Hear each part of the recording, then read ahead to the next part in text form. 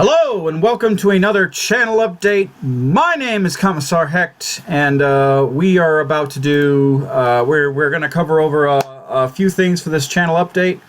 I hope you guys are doing well. Let me just get the live chat open, pop that up, shrink this down. Yeah, we got a lot of good stuff going on today. Let me to another channel update. Whoa. Let me mute that real quick. So, yeah, I just wanted to make sure that the video was doing well and the sound was doing well. Let me just link this so my Discord folks can come in.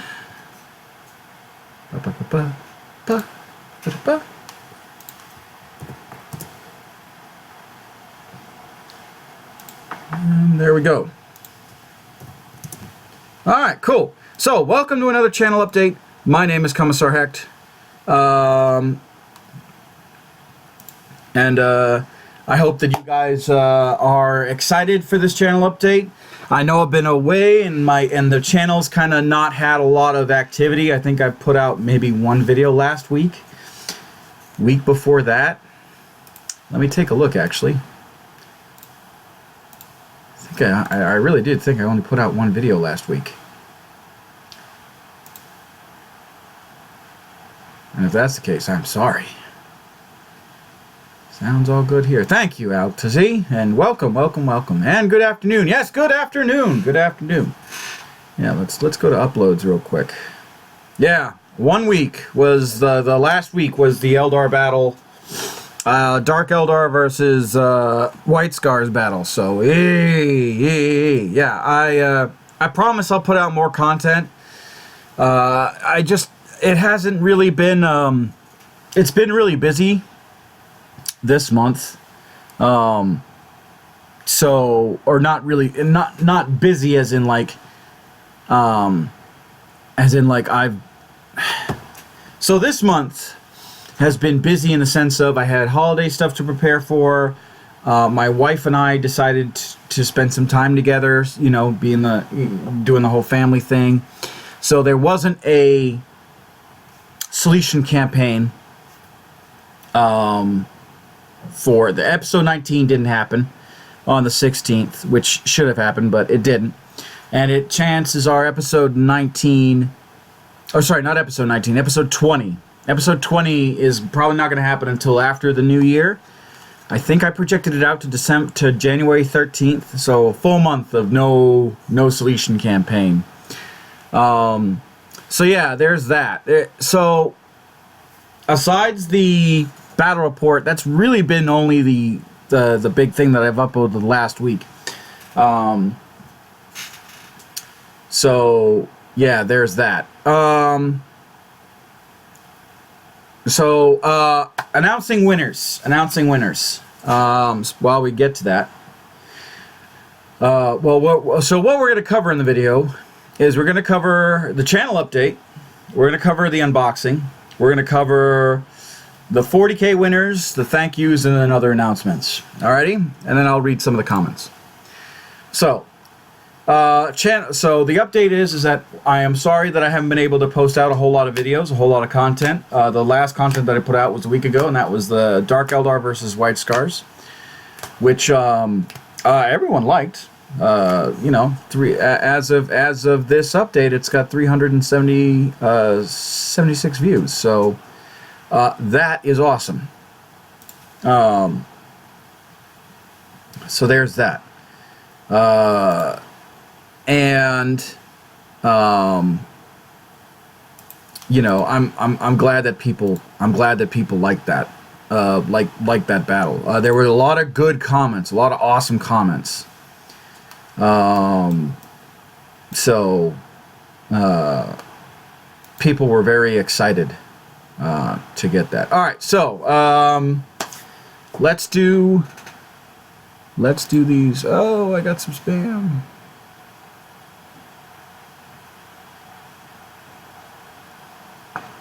We'll see if you actually did sub.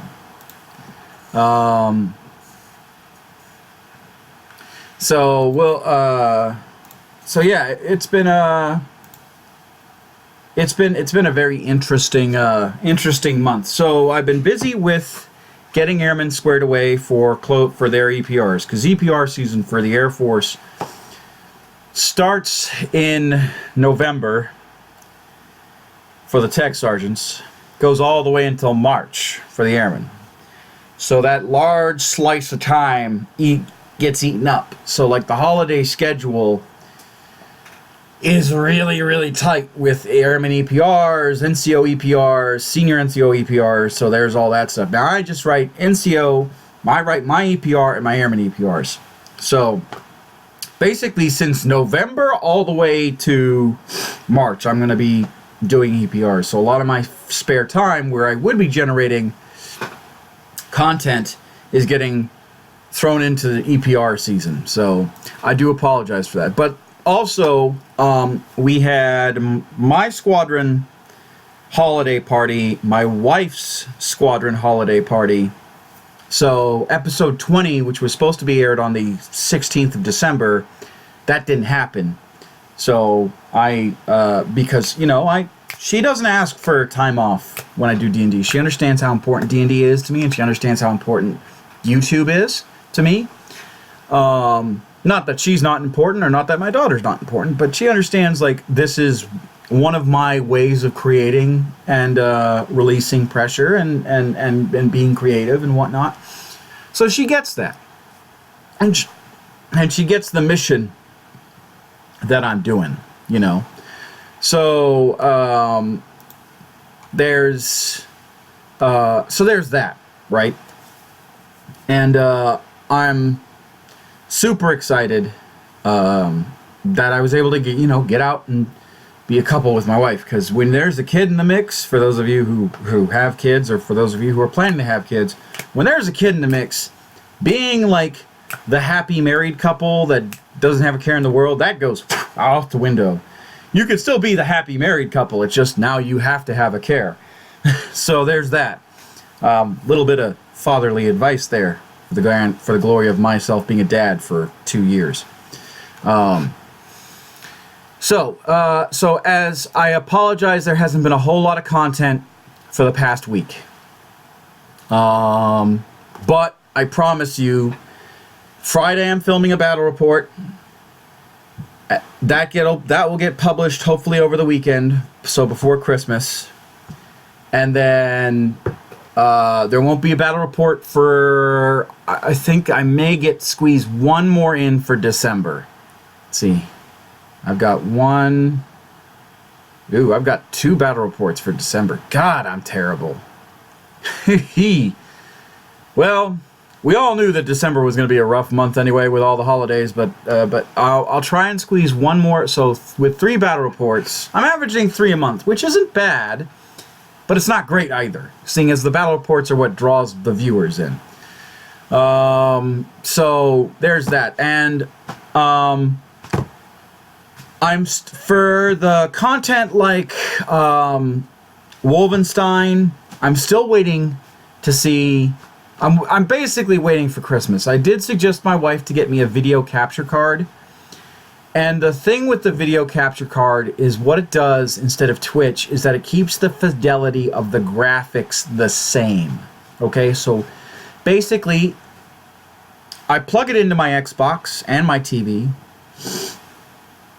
and it captures the footage I want recorded. Okay? Using my computer. That footage is the same 1080p graphics that I'm running off of with my Xbox.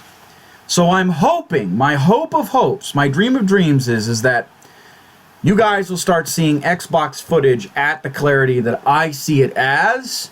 That way I don't have to do Twitch as often as I should, because Twitch and Mixer, those two services, they're great if you have an awesome internet provider and an awesome internet company with an awesome internet service. I live out in the boonies. I have Cable One.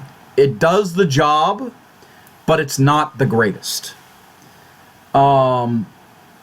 because for those of you who've viewed my channel long enough, you've seen me lag out. You've seen the graininess of my Battlefront footage and all that stuff. So it's frustrating to create new content when it's not guaranteed, if that makes any sense. So I'm still going to do the Wolfenstein. I'm still going to do the Battlefront stuff. I just want you guys to be patient with me with the capture card stuff. If I actually get a capture card. If not, then I'll just bite the bullet and just continue forward. So stay with me for a little bit longer. That's all I ask. With the Xbox games and whatnot. All right. So there's the channel update. So Pathfinder is going to be until the new year, episode 20. The videos that I want to do with Total Warhammer and Battlefront and Wolfenstein, those I want to wait until see if I get a capture card. And then we'll do one more battle report for December, and that'll be uploaded over the weekend. And hopefully with that'll close out the year, and we'll start the new year pretty soon. So as far as metrics goes, because I know you guys like to hear about metrics, or at least some of you do. Not everybody, but some of you do. We have 7,002 at the time of this video. We have 7,264 views. Oh my God. We have 168 subscribers. We dropped down to 167, and then we got 168 back. So it's been touch and go. But yeah, that's awesome. That's a good that's a good what's it called? It's a really good that's really good that we got that much back. Okay, so there's that, man. 168. I never thought I'd get this far, and we're only I started this channel back in March, and it's not even a full year yet. So if we can get to 200 by the time my channel reaches its first birthday, I will be so happy. So there's that.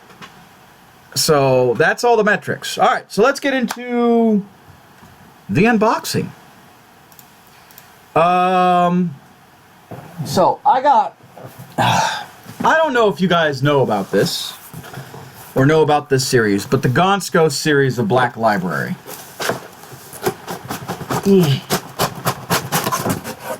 The Gaunt series of Black Library is my favorite series of Black Library. My favorite series. And, oh, I get a card. Oh, Merry Christmas. So the card is wishing you a Merry Christmas.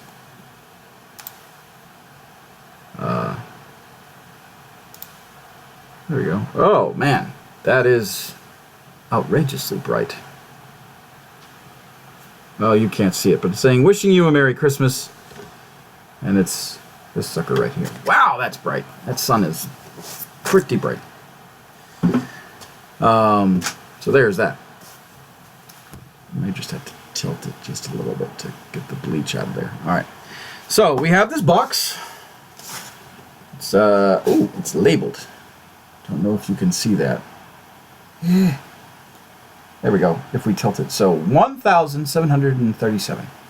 That is this particular set. So Gaunt's Ghost is an awesome series by Dan Abnett. For those of you who are familiar with Black Library and the Warhammer 40k franchise. And it is a series about the Imperial Guard, about a certain Imperial Guard regiment called the Tanith First. And the Tanith First, they lost their home planet because Chaos blew it up. And instead of Gaunt allowing his soldiers to die on that planet, he ferried them off planet as fast as possible. And the 3 companies that were formed as the Tanith First and Only are the first of the Tanith military became known as the Tanith First and Only. So the 3 companies that had, out of the 3 companies, so a company is anywhere between, an Imperial Guard company is anywhere between 1,000 bare minimum to, I think, 5,000? No, 10,000. So out of, at the bare minimum 3,000 ghosts to 30,000 ghosts, out of those 3 companies, only a few were left over. So Gaunt, and the ghosts hated Gaunt for saving them. Some of the ghosts did. Other ghosts got over it a little better than most. And it's basically a story about how these ghosts, how this regiment does in this particular crusade called the Sabbat World Crusades. And it comes, so the box, so it comes in this black paper with the regiment's sticker. You can see that. With the regiment's sticker, that's the regiment's Tanith First sticker, so that's kind of cool. So I'm actually gonna preserve that because that black paper looks really neat. Oh, I don't want to rip it. I don't want to rip this sticker. So the ghosts, they become known as the ghosts, and and they become what is known as the Tanith First and Only. Because they're the first and only army group or company that is raised out of Tanith. So I'm just going to put this sticker.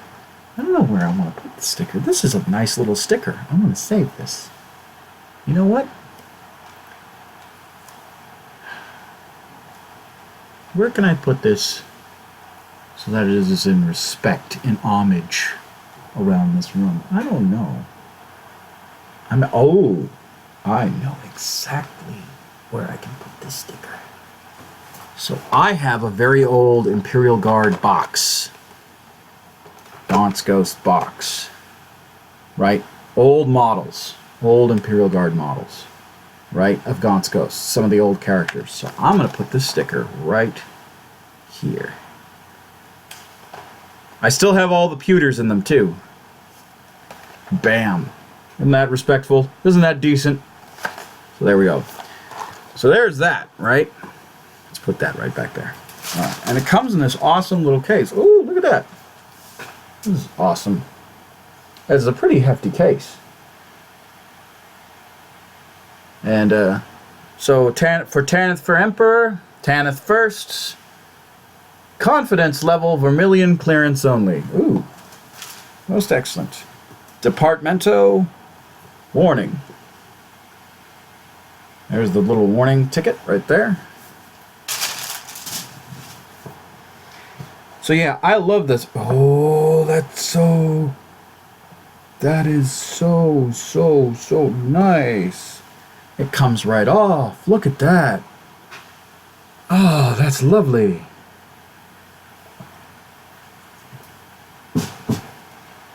So there's several books. Oh wow. Oh wow. Oh wow. Holy crap. All right, so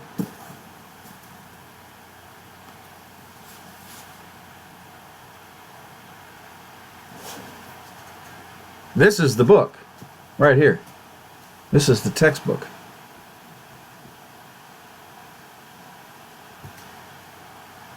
Concerning the liberation of the Forge World, Urdesh. Million clearance. And then the back portion.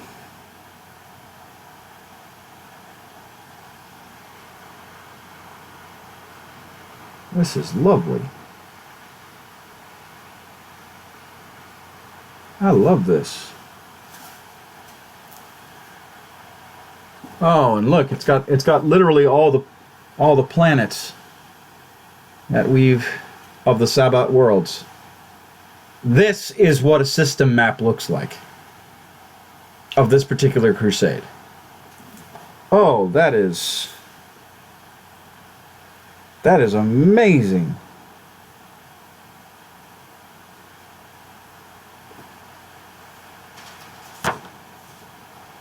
Oh, and it's signed. I have a signed copy from Dan Abnett. 1,737 out of 2,500. Oh, wow. And here it is. And here's the first page. That's the Warmaster. That, ladies and gentlemen, is, at the time of reading, because I haven't read the book yet, Colonel Commissar Ibram Gaunt. I will do a review of this book a little later. But I also have the audio. I also bought the audio book as well, because I may not have enough time to read it. But I'm going to try and do some justice. But that is Ibram Gaunt right there. Oh, that looks lovely.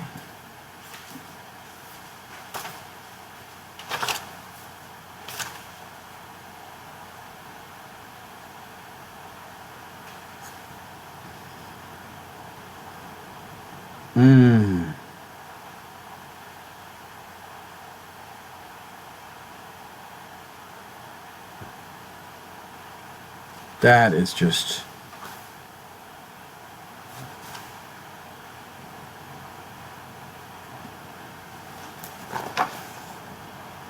And the page quality is lovely. And of course there's always the black silk bookmark.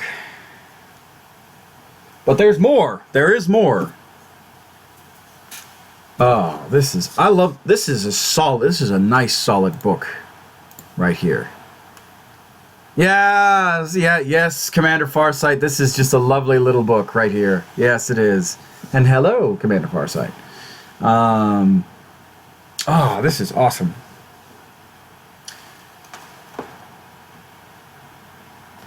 And here's an art card of the glorious Commissar himself, Colonel Commissar Ibram Gaunt.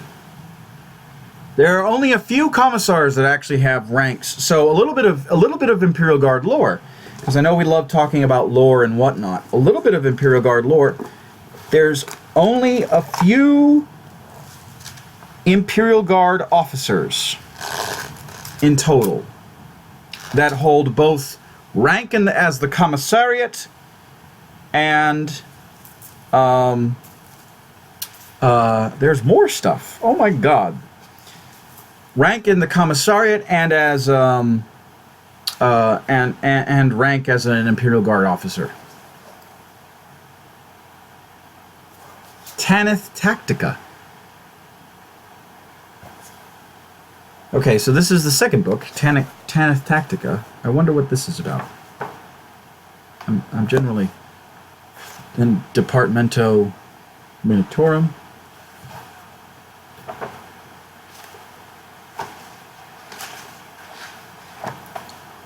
Oh. Oh, it's a journal. The pages are blank. This is a journal. Ooh. Ooh, I might use this. I might use this. I think this just got promoted to Flight Sergeant's book. Look, it's just blank pages. Blank pages. Nothing in them. Oh, this is a journal. Ooh. Ooh, Daddy likes. All right, but wait, there's more. There is more.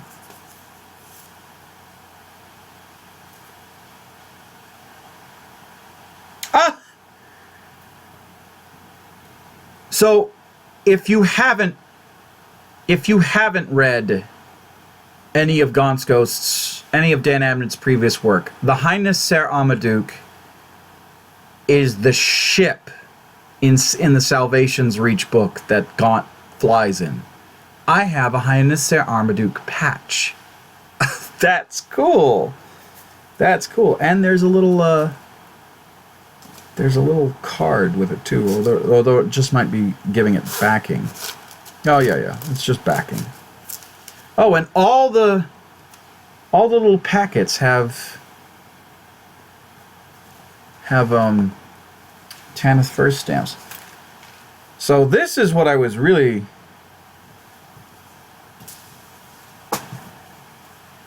This is cool. This is a Tanith First chapter flag. Or really... It is a Guidon. It is a company banner. Oh my god, I could literally make this into... I can literally put it on a flagpole. Oh, yes.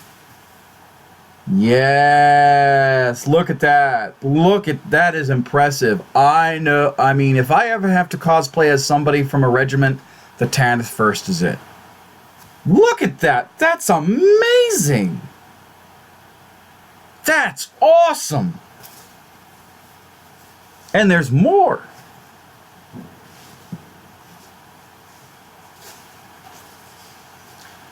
This ran about $140. So, if you got money, and you know that there's a certain gift that you want, I don't know if it's... This you can find at the Black Library. I don't know if it's still available, because there's so few of them, but... My suggestion is, if you don't know Gaunt's Ghosts, you need to get your life straight, because Gaunt's Ghosts is an awesome book series. There's more.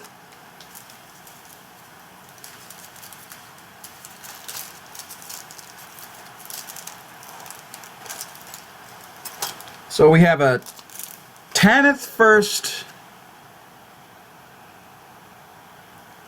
little pin.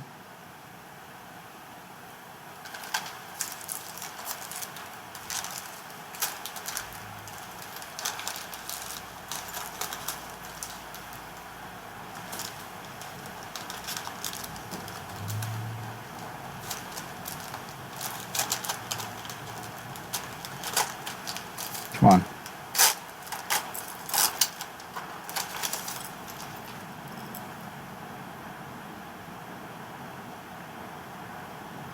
Oh no.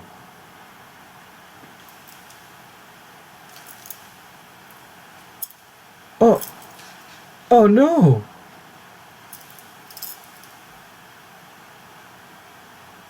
I have McColl's dog tags. What? Why do I have McColl's dog tags?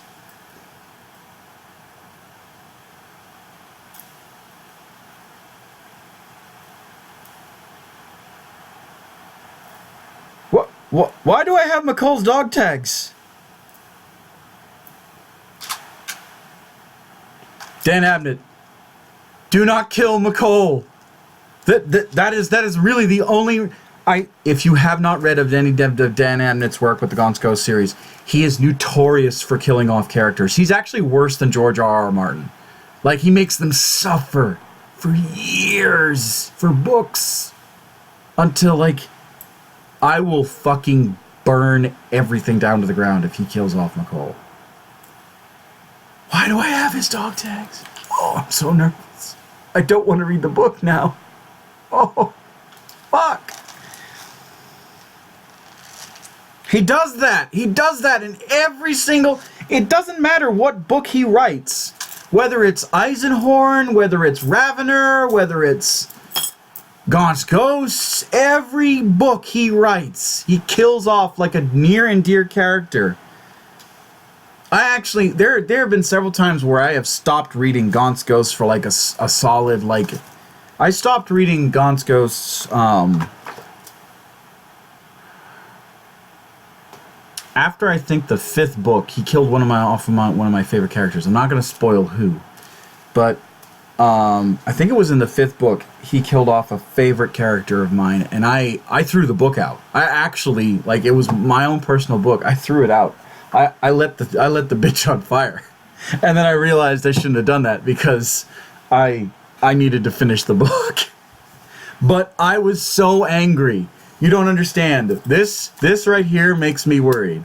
This right here, this dog tag right here makes me worried. I love McCall. Oh my God, I don't want to read this book. I don't want to read that. I don't want to even listen to the audiobook because it's going to be even worse. Because like you're just going to hear it, you're going to be like, oh, and then oh! Oh my God, I'm so scared now. You guys have no serious idea. If you have not read Dan Abnett, and you think like Game of Thrones was rough, read some of Dan Abnett's work. It's fucking brutal. Like, oh my God. And he's so ambiguous with it too. Like, he won't say they're out. He won't say that they've been like, he won't say that they're dead, right? He'll just hint at it and never give you that closure. Ever. Which I guess is the life of an Imperial Guardsman, but still, oh my God, I don't want it to be true. I don't want it to be true. Oh no. Fuck! You know this is it. This spoiler alert. Oh my God. That kind of killed my entire mood. Alright, this is the end of the channel update. No more lore talking. I need to read this book. Fuck. Damn it. Commander Farsight, Altazee, why didn't you warn me? Fuck. Golly. Okay.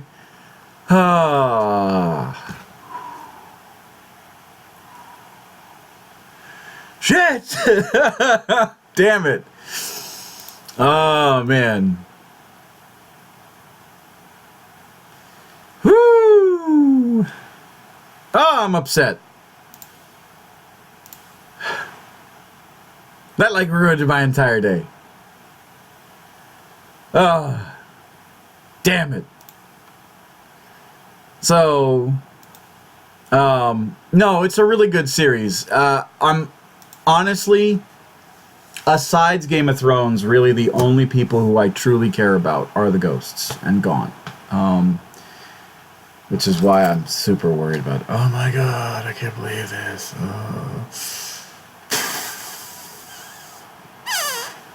Fuck. Okay. So, let's move on before I get totally bent out of shape. Minor meltdown completed. This is fucking cool. I love this. This is cool. This is cool. I might just frame this flag. Fuck trying to find a flagpole to fly it. I might just frame it. This looks awesome.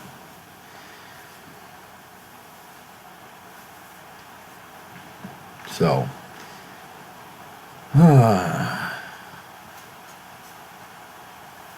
And then it folds up just like this, so that's all you see. That's really cool. Alright. Whoo! Shit. Alrighty, so let's dive in, shall we? Let's after that traumatic unboxing, let's dive into the winners okay, after the unboxing, let's do 40k winners. Okay, so 40k winners. Damn. Alrighty.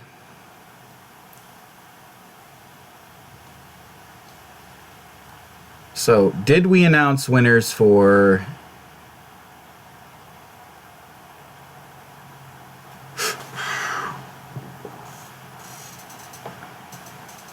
The question is, did we announce winners for Imperial Guard versus Dark Eldar? I think we did. So I think the only winner that we need to announce is the Dark Eldar versus White Scars.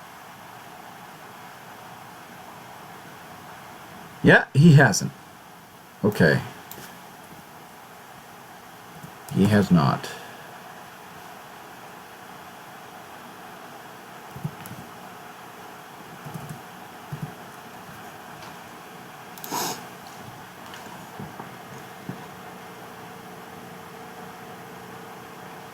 And I don't believe Xandris has either. Xardris.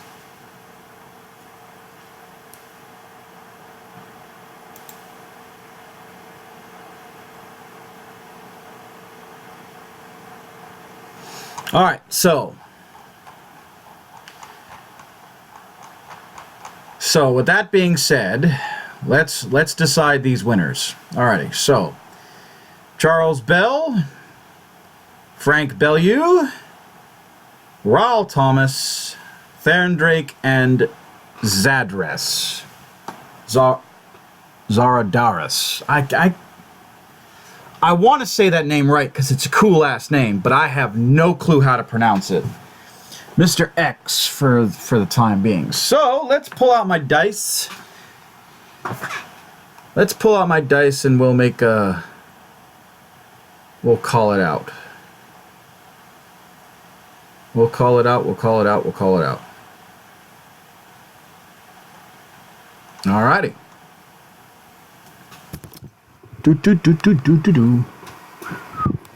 Where'd my dice go? There it is. Alright, we're going to do multicolored dice for today. Alright, so for this particular video we have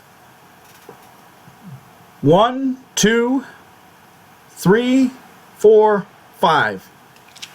Alright, so 1 is Charles Bell, 2 is Frank Bellew, 3 is Raul Thomas, 4 is Theron Drake, 5 is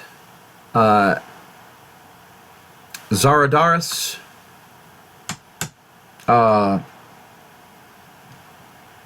and 6 will be reroll. So let's do this.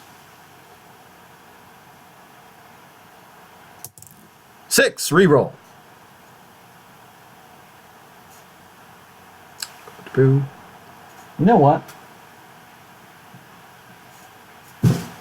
What we're gonna do, we're gonna roll it over here, and I'm gonna angle the camera so you guys can actually see it.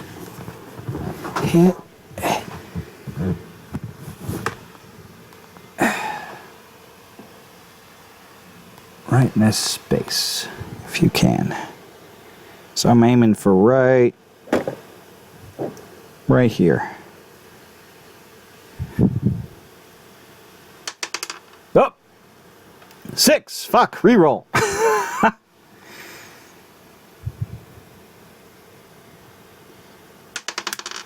3! Cool. Alright. There it is, folks.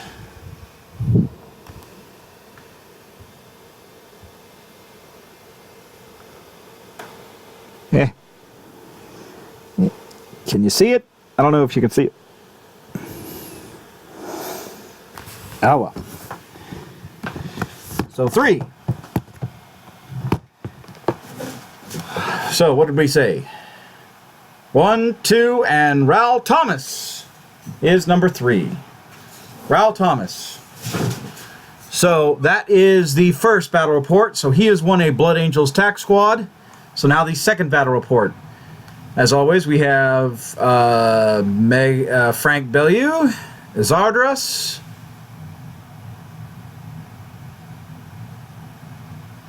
Charles Bell, Theron Drake,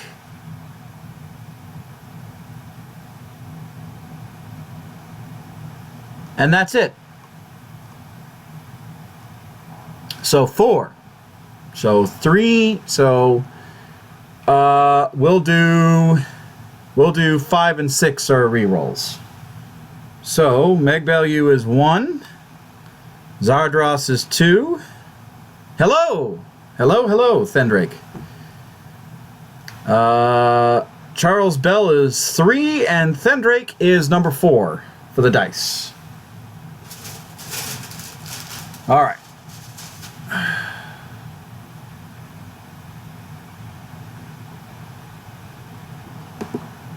So, let's see. Raul Thomas won the Blood Angels Tactical Marines. So now that I'm actually aiming the camera where I want it to be, now I can actually roll and see where I'm looking. All right. So remember, 5 and 6 are re-rolls. 1 is Frank Bellew, and 4 is, I want to say, Thendrake, and then everyone else is in the middle. 1! There you go! There you go! There it is, right there. 1.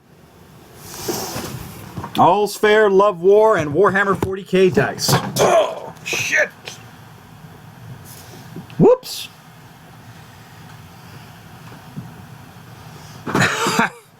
Nothing but a little bit of a technical difficulty. Haha. Hold on, guys.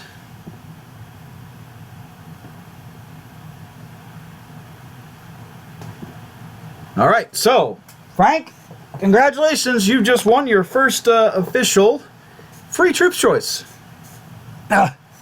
And also, congratulations to Raul Thomas. I will be getting in contact with you guys via the Discord.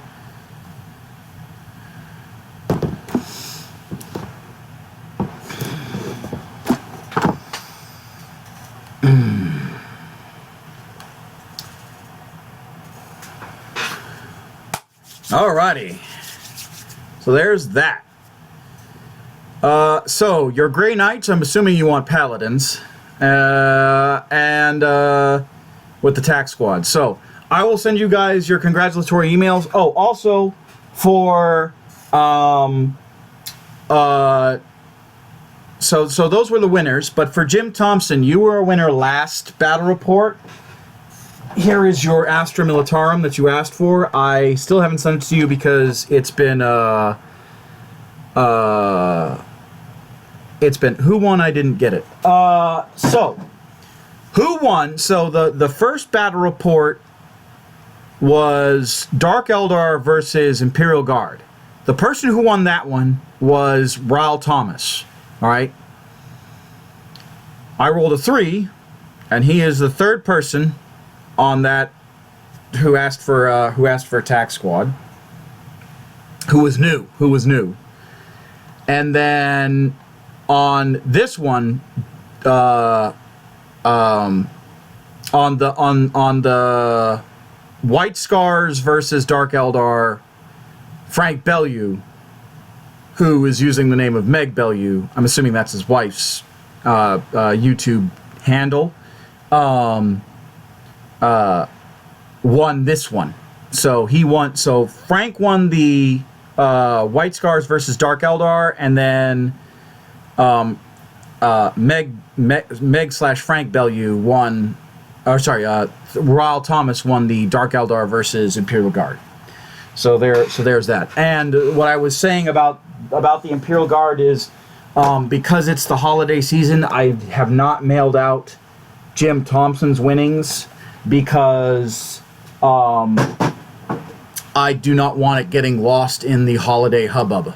So there's that. Yes, it is. Okay. So yeah, congratulations to you guys for the 2 winners. I will contact you separately, and I will mail them out after the holiday season because UPS is slammed with packages, and I want to make sure I can track them accurately and not through a computer system that's backlogged like days, sometimes even weeks behind schedule. So, because always during the holiday season, packages show up late. Like, I sent a package to my folks about a week ago, and they're saying that it's projected to show up right before Christmas. I'm like, holy crap. So that's why I'm holding back on sending you guys stuff when you win, especially during the month of December. So there's that. So congratulations, you guys. All right, so Warhammer 40k. Those are the Warhammer 40k winners. All right, so let's get to read some of these comments on the battle reports. So Ted Apollo of Grand Gaming asked me if I could give him a shout out. He's a new YouTube channel. I haven't seen what he's done, but he had commented on the, I want to say, on my first Dark Eldar video, battle report. So, he asked for a great channel, just subbed. If you could sub back, we'd appreciate that. So what happens with YouTube channels?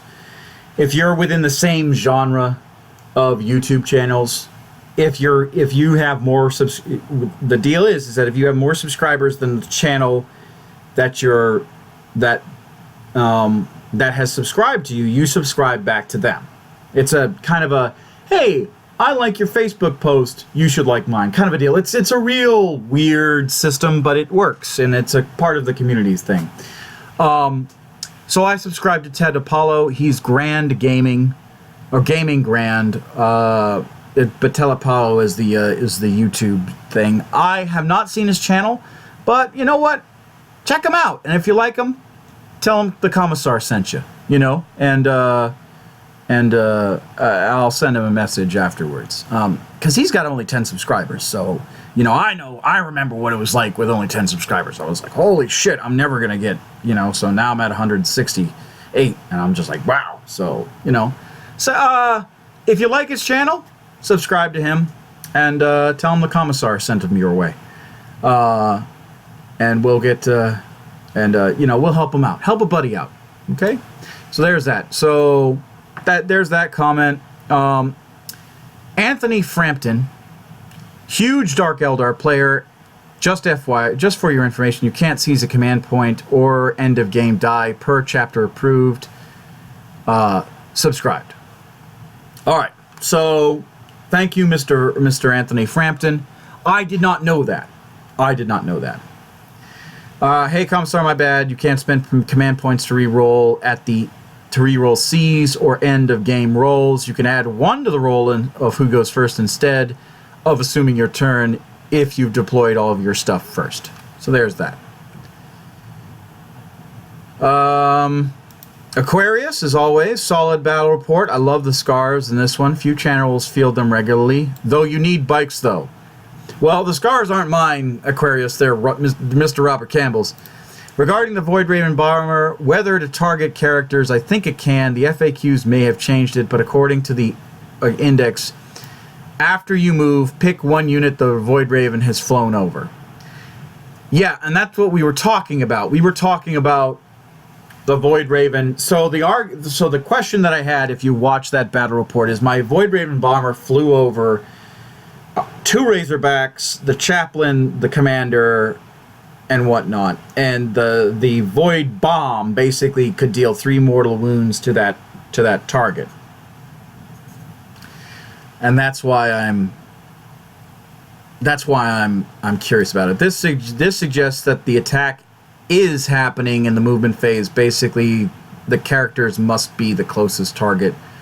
Rule only applies in the shooting phase. So yeah, that, I don't know. Like, that makes sense the way you've explained it, Aquarius. I don't know. I would love to have a, you know, one of these days we should all pick. Write down in the comments below when this video is posted, and tell me the most ambiguous rules that you have seen thus far, and let's have a discussion over it. And maybe, just maybe, and bring the FAQ too. Maybe, just maybe, we can sit down and have a conversation about it. And it'll be like in a live chat. Maybe we can sit down and have a conversation about it and then agree on what rules it does. And maybe that'll help. Maybe that'll help with if we all get a chance to play together. So whatnot. I don't know. Who knows? I'm not a Warhammer 40k expert in the slightest, but I think I would that'd be an interesting video to do. Is like have a rules summit where we all like, okay, these rules are all really fucked up. Let's make sense out of them. You know, that'd be really interesting. At last, I get to catch a live stream. Yes, thank you, Thendrake Wargaming, and I may I say, I haven't get to see your channel, but I love your channel handle, by the way.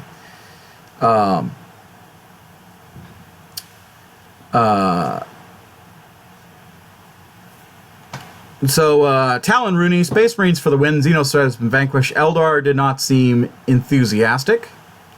Yeah. Fun game to watch. Thanks for the overview of the battlefield. Void Raven must be a sexy plane in the game. Any contest. I think that he may ask any contest. Oh, well. Okay.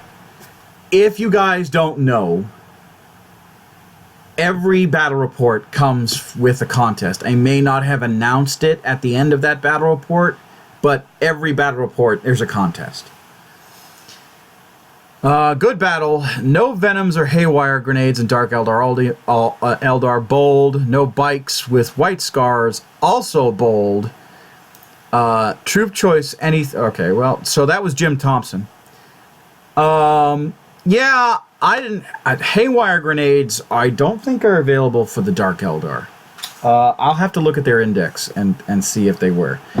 Venoms, I have Venoms. I just don't have witches to go in the Venoms. Nor did I have enough points to field them. So it was looking at a Dark Lance, looking at Raiders with Dark Lances, or Venoms with Shuriken Cannons. Or Splinter Cannons. Yeah, Dark Lances. I'll go Dark Lances. Bikeless, speederless white scars. I admire your choice, sir. In chapter approved, there's new warlord traits. Oh, I'm actually reading your comment. Thane Drake Wargaming. Commissar in chapter approved. The new warlord traits, stratagems, and relics for your Dark Eldar would bring you on par with the white scars. You can even put a warlord trait on Lilith. Great battle report, gentlemen. Thank you. Thank you very much. And Zergravis made a comment. You need to rebuild your raiding party. My suggestion is look at Venoms. Get new dice. Yeah, don't we all want new dice? Don't we all want new dice? Dark Lances are brutal. Dark Lances are amazingly brutal. Example, boring but effective would be 7 Venoms, only 1 with Splinter Cannons, 6 units of Kebalite Warriors, 1 with a blaster each, 2 Archons with blasters, 3 Ravengers with Dark Lance, slap some Phantasm grenade launchers everywhere just for fun. This is a highly mobile force that can focus fire where needed to engage. His army is a bit too... gauge his army bit by bloody bit. He drives up with his flyer in your deployment. You can at least try to hide from his lost cannons and focus down on the flyer. Yeah, that was really the... My dice weren't with me on that game. That was a really tough game. But it was fun. It was fun. Even though I was losing and cursing a lot. It was pretty damn fun. While Thomas says the Dark Eldar need to concentrate fire on one target at a time. Yeah, see...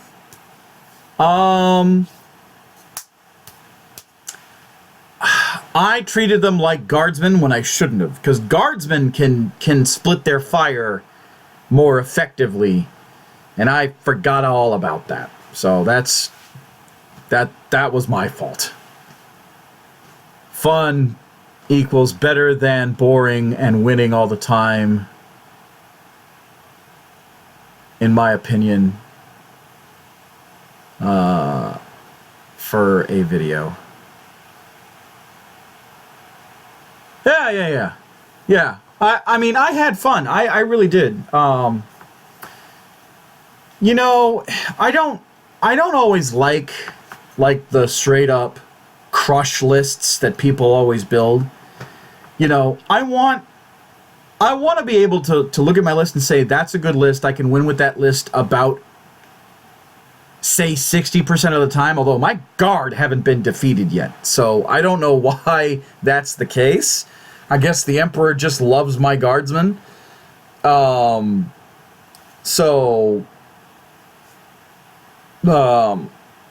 know, my list is designed to, like, I design a list to say, if I can win 60% of my games and lose 40%, I'll be happy. So, but so far my Guard are just totally undefeated, which is rare and unusual for all things certain. And they're great at upsets. The last 2 battle reports were upsets, complete and total upsets. All right.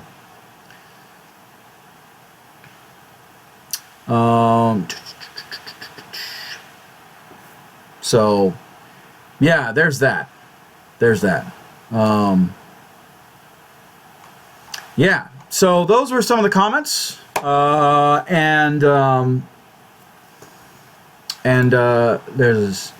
was that. So those were some of the comments, and I love reading the comments, especially when you guys have awesome ideas. All right, so let us get to more announcements. All right, so as per promised, January. At the end of January, I will be mailing off a charity check from my Patreon subscribers. It is the first charity check that I will be mailing off, and I'm super excited. So, to my Patreon subscribers, I'll make a post in the video, then in the next video. I will make a post in the next video, and I'm going to ask you guys where you want that charity check to be sent.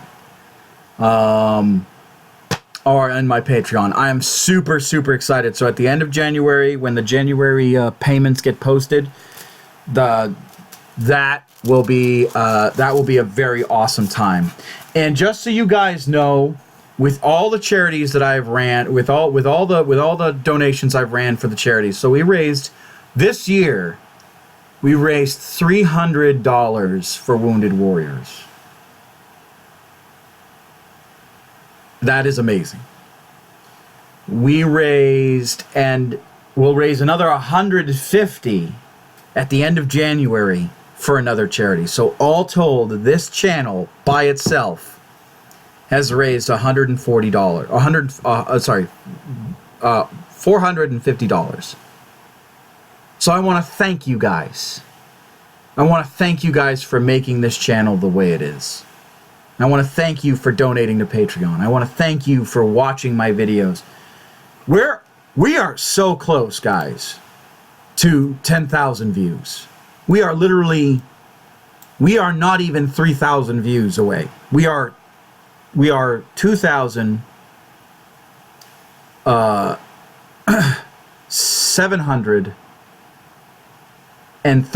views away. 2,736 views. That is like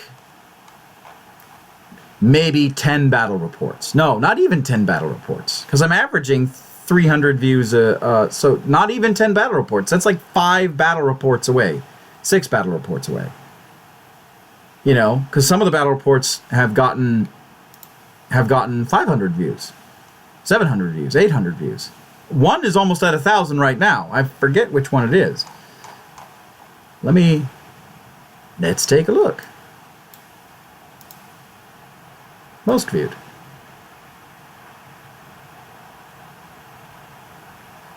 Yeah. Tyrannid versus World Eaters grudge match rematch. 816 views. The next highest view is Tau Empire versus Death Guard. 783. And then Dark Eldar versus Nurgle Death Guard, and then Astra is 566, and then Astra Militarum versus Tyranids is 524, and then the rest are 300. I think the lowest one is the lowest viewed one is Astra Militarum versus Adeptus Astartes, and that's at 85 views. But the rest of them are all running at around 300 views. So, you guys are making this happen. You guys are making this possible. And I want to thank you all for it. I really do. So, $450 raised, guys. That's amazing. That's amazing. Oh my God, that's amazing. So there's that. And it's just awesome. It's just awesome, awesome, awesome. So I'm super excited. I'm super stoked. So there's that. All right. So I want to say thank you. Again, I want to say thank you to all my subscribers, all 168 of you, and I want to thank my Patreon supporters. And I want to thank each and every one of you for making this a reality. And it's amazing that that we're this close. Yeah, I'm just super excited, guys. I'm super excited. So, yeah, so there's that. All right. Let's see, what else? What else are we going to talk about? All right, so who here wants to talk about some lore?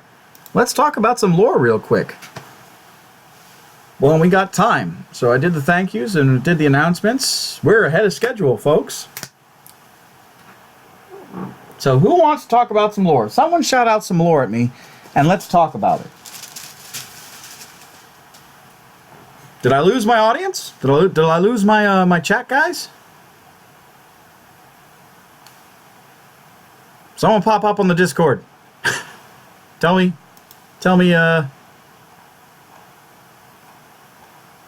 I'm still going. Seeing how you have Space Marines, can you tell that? Could you always just get different codexes? Seeing as how you have Space Marines army, could you always just get different codex and Marines that you have? Luther. Oh, okay. Everyone wants to talk about Luther. All right. Seeing as you have Space... I'm just trying to read. Seeing as you have a Space Marines army, could you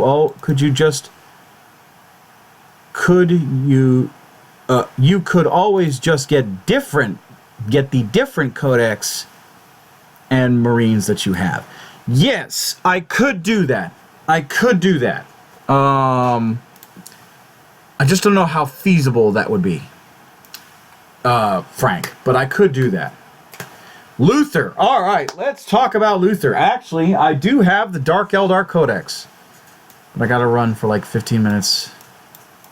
Gotta look for some Christmas presents. Bah. Yeah.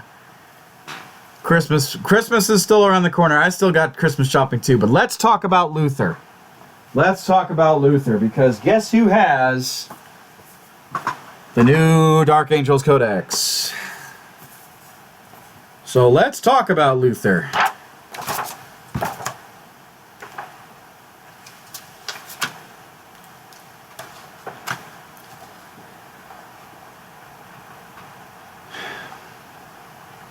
So,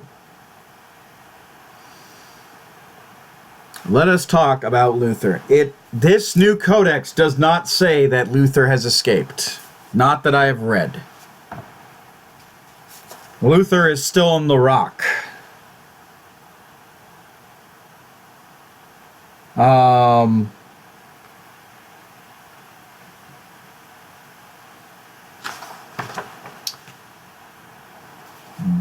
But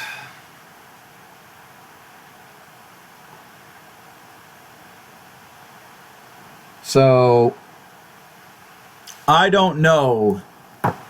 And it does not introduce Lionel Johnson as a Primarch. So I don't know. I don't know who they're going to introduce as the new Primarch. Wasn't Sanguinius, because he's dead. And it's not Lionel. He did escape. Where was it? Where does it say that? Because I read this. It doesn't say that he escaped.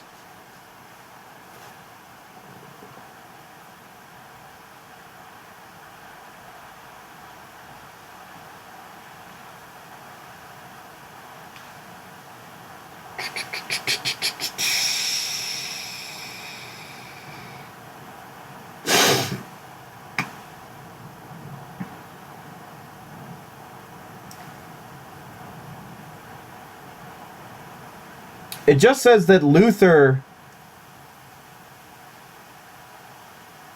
It just says that they found Luther. In this page 9, it says, I'll read right here, the Dark Angels flew down from the surface of the remaining flew to the surface of the remaining rock, and gazed in horror of what was left, their once verdant home. At the heart of the empty wasteland they found Luther, bloody, cringing, and gibbering, but they were unable to extract anything coherent out of the shell of the man who had been who had been Johnson's closest friend.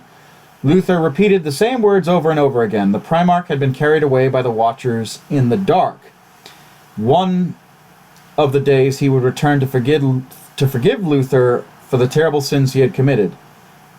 Of Lionel Johnson there was no sign. So it doesn't say that he escaped. It's there. Oh. If you can tell me the page, I'll read it. But it doesn't say that he escaped.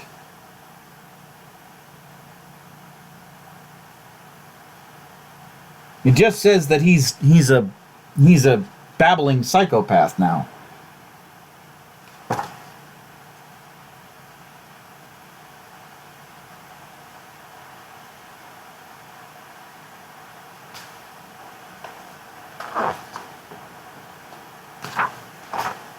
Maybe it's in the timeline?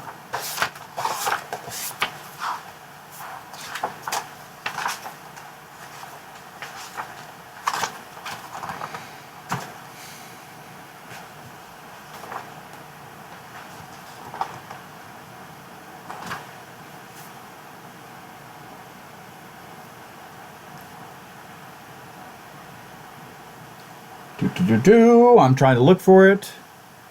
Towards the end,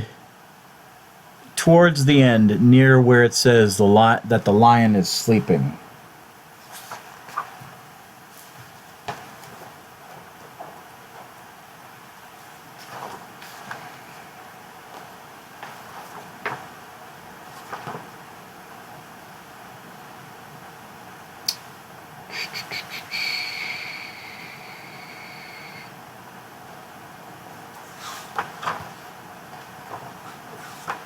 I'm trying to look for it. Which page are you talking about?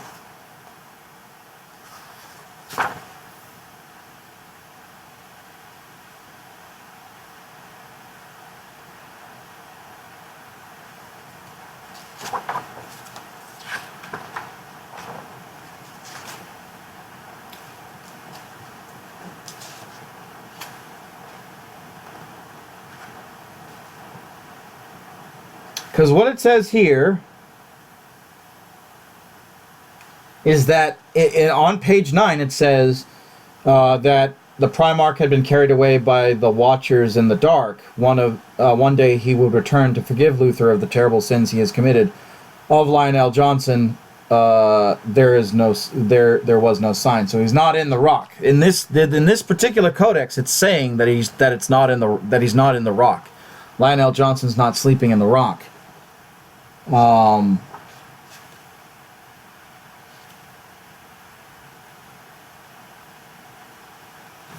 Which is, I'm assuming, everyone's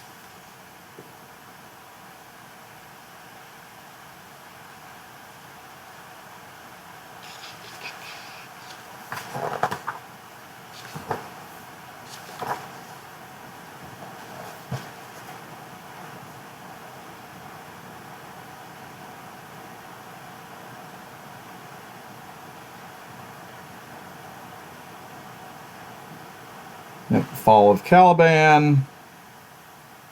Yeah, it says in the timeline, even it says on page 20 on the timeline, hoping to find some respite, the Dark Angels instead find war and betrayal. Caliban is torn apart following a vicious fighting on the surface. Lionel Johnson cannot be found. Only a fragment of the planet remains.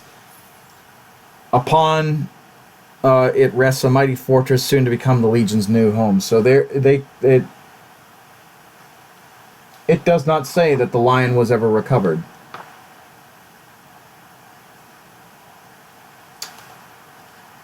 Because the closest thing they talk about the Primarch Summit is in the catastrophic wake.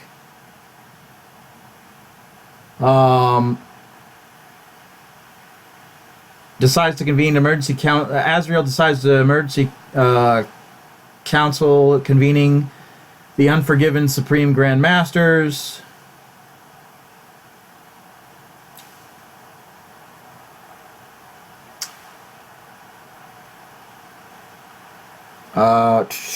In the depths of Balisarius crawls vast freighter hulk. They talk about the Primaris Space Marines.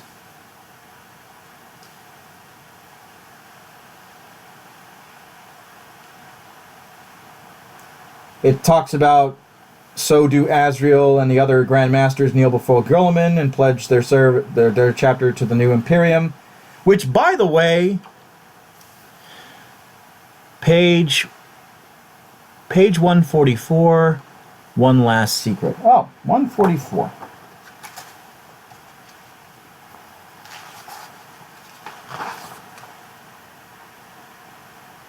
Ah, okay. All right. See, I did not read it all the way. I missed this. One final secret.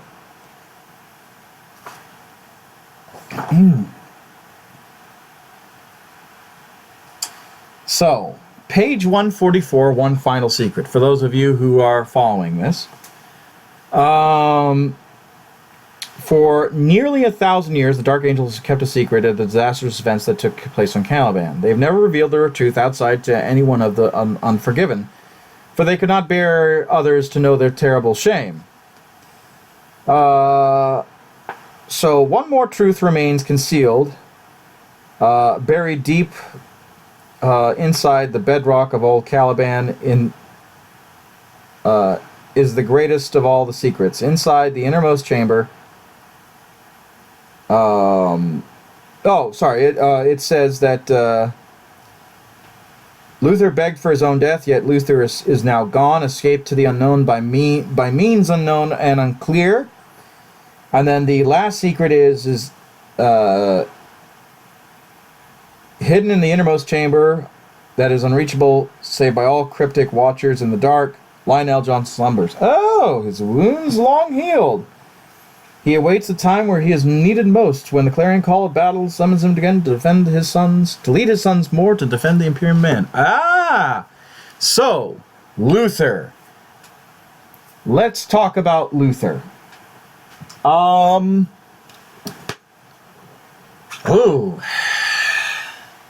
Well, I don't think Lionel Johnson's coming back. As much as that would be cool. I really don't think that he's coming back. Especially this year,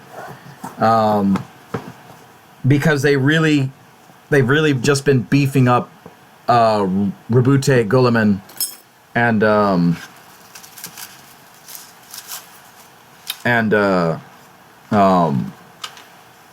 the other Primarchs.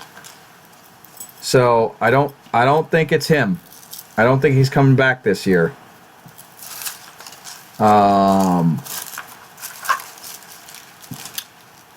So there's that, right? But as far as everything else goes,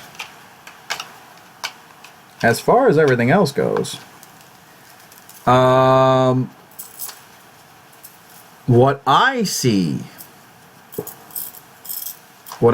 happening is I see it turning into a world campaign. Okay, I really do. I see it coming into as a world campaign. You know, basically, this is how I see it throw down. At the close or at the midway point of 8th edition, they're going to do what's called they're going to do a Primarch's release party, basically, and it's going to be another world campaign. So give it, another 5. I would say another 3 years, and they're going to do a Primarch release party. and they're going to have everybody come back for a greatest hits tour. You know,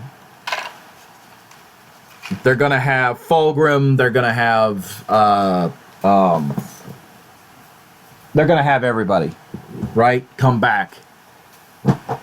That's what I think's going to happen. But as far as Luther goes, I think Luther is not going to be as big of a player in Lionel Johnson coming back as people lend him out to be. And maybe that's bad form on my part for assuming that. Because really Luther, while he's gibbering and babbling and all that stuff, he's not that much of a threat. He's not that much of a threat now. He knows what he made. He knows the mistakes that he made. All he's doing is just begging for forgiveness at this point. You know.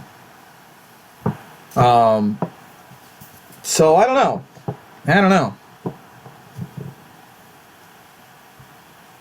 I couldn't tell you. That's my opinion on it. Yeah, I think Games Workshop is going to wait maybe 3 years, and they're going to do like a Primarch Fest. They're going to do a world campaign. Because what happens is that they were gearing up for the Fate of Connor after the Gathering Storm. And really, what they should have done is they should have done a Fall of Medusa 5. Just sucks that the Space Marines only get 1 Primarch and Chaos has 2. Yeah, you know, I get it. Chaos has Motarian and Magnus the Red. But Magnus the Red and Gilliman came out during the rise of during the Gathering Storm campaign. And Motarian was just kind of thrown in as an afterthought. They were like, oh, well, you know, we are debuting the Death Guard as a... Then again, any other race has anything close to Primarchs, really, Crawl being a sort of a Primarch. Do you think they're going to bring back the Emperor too? Do I think they're going to bring back the Emperor? So, all right, this is how I think Games Workshop's going to do it. All right? They're going to... What they should do is have a massive 14th Black Crusade kind of a deal. Right? They might do something like Kion and release Luther and Lion there. They might. But this is how I see Games Workshop doing it. So, if y'all don't remember the 13th Black Crusade, this happened back in the early 2000s, while I was still in high school. The 13th Black Crusade was a worldwide campaign similar to the Fall of Medusa and similar to the Fate of Connor, except they did the Fall of Medusa right. You played at a Games Workshop and you got credit for participating in battles. Now, you could play at a independent store and still get credit, but you had to register at that independent store, and you had to register your battles at that independent store. Okay, you actually had to come in, they gave you a registration number, and then you typed it into their website. Now that was to stop people from fraudulently saying they played like 47 different battles and won. They actually did really good. And for the Fate of Connor, they really didn't do much for that. They didn't, you weren't given a the independent retailers just reported how many battles they played. They didn't give you like a generated key ticket. So I think they need to do that. I really do. So this is how it's going to go. I foresee it 3 years down the line. So 2020. All right, because that's basically the midway point for every edition. Because each edition's been out for like 10 years solid, because I think 7th edition was released back in 2010, maybe 2009, I can't remember. No, scratch that. 7th was released like 2012, I want to say, was 7th edition. So 5 years. So at the 2.5 year point, they're going to do a massive world campaign. And this is what they're going to do. We're going to do this massive world campaign to celebrate the halfway point of 8th edition. And we're going to bring out all the Primarchs. I don't know if they're going to bring out the Emperor. I just don't. But this is how they're going to do it. They're going to do a massive 14th Black Crusade, and then they're going to introduce Primarch after Primarch after Primarch. And then they're gonna beef up Eldrad. They're gonna beef up Crawl. They're gonna beef up like a lot of the seriously named characters. Like they're probably gonna beef up a Tau Ethereal or whatnot. They're going to introduce some pretty beefy units to this 14th Black Crusade, right? And the threat is that the Black Crusade's going to march all the way to the doorstep of Terra. And they call it, like, I think the nearest planet to Terra that's a major player in the planets, right? As if we look at planets, right? Good thing I have my map with me.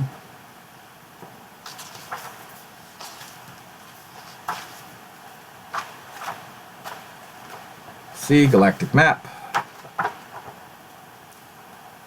I'm fishing for it. Just don't worry about it. Or stand by. Not don't worry about it, but just stand by for a second.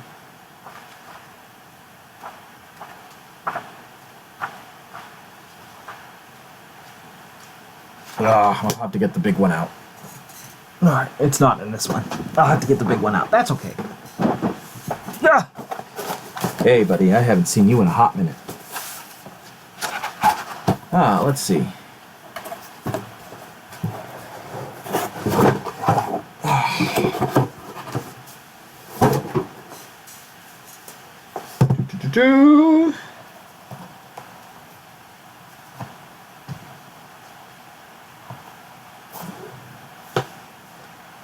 Forget which one is the galactic map.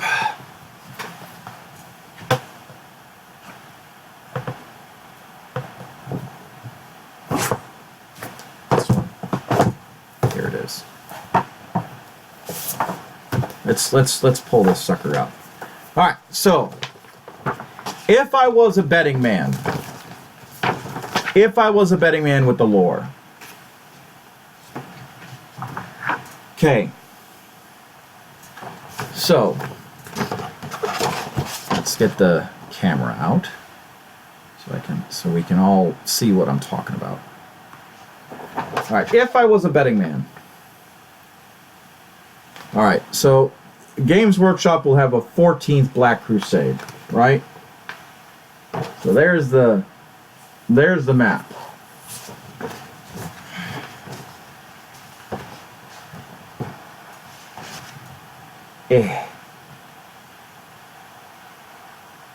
Okay, so there's the map right there. Here's the Cadian Gate, or what was the Cadian Gate. All right, here's Terra. So I think the 14th Black Crusade is gonna go through to Segmentum Solar. And they may get cut off, right? They may get cut off at some point and end up at Hydrafer or Armageddon. Okay, that's how the storyline is going to go. The 13th Black Crusade bypasses Cadia, the Cadian system, and they're going to march to the Holy Terra and Mars.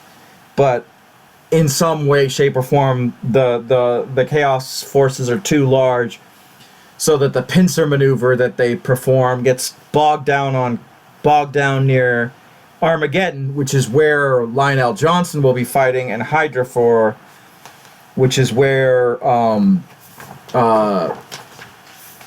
Rabute Gulaman will be fighting. So there's that. So that's seriously what I think.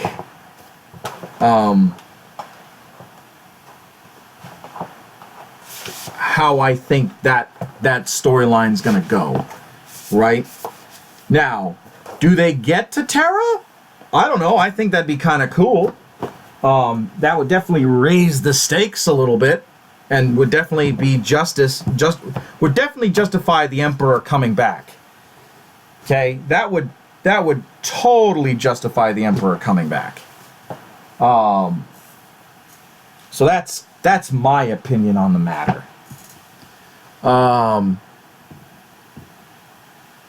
Hasn't Armageddon suffered enough? No, Armageddon has never suffered enough. That's why they named it Armageddon. Yeah, I wanna know, like, I wanna shake the hand of the naming department of all these planets. Like, oh, we'll just call this Armageddon. Nothing ever happens bad with a planet named Armageddon. Like, like, that's, you really wanna just, like, scratch your head a little at the absurdity of some of these names. Like, perfect example, Medusa 5. Why would you want to live on a planet named Medusa? What? Why? You know? Or like, oh God, what was that planet called?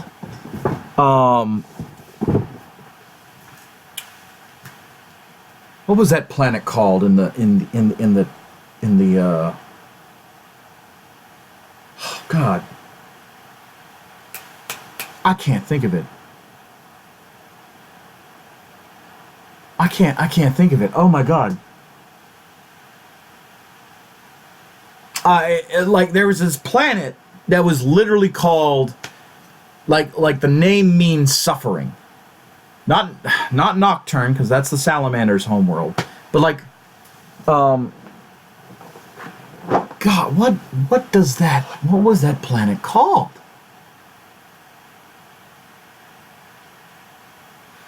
I can't remember. I literally cannot remember. But there are some planets in the Warhammer 40k universe that it's like Armageddon. That's a happy name for a planet. Medusa. That's a happy name for a planet. Krieg, the literal homeworld of the Death Corps of Krieg, is named Krieg, the German word for war. Now, granted, I get it. Mars is the Greek name for war. I get it. But that's because it used to be named, the Greeks named it Mars because it was red, the red planet. We could argue about that later. But like you would think, you know, when all the colonists left Earth before the Age of Strife, right? Before the Age of Strife, right? You would think that they'd name the planet, we're going to call this planet Nova.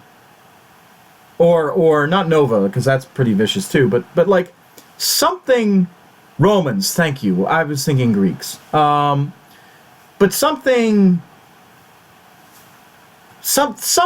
not violent, like, oh, let's name a planet Serenity, because there is actually a planet named Serenity.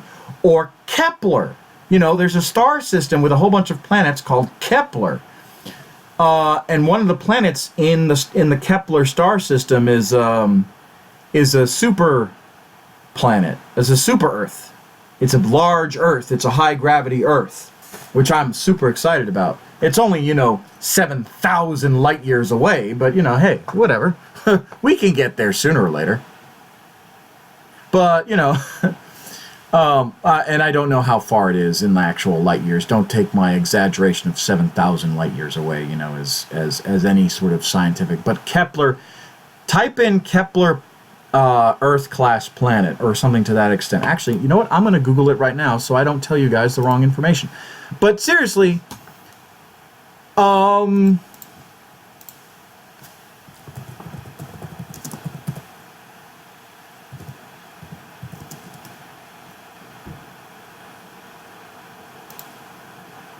Kepler weather. Kepler Earth.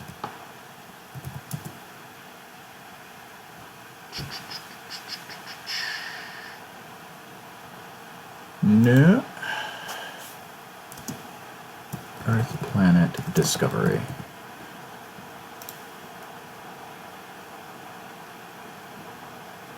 Ah, yes.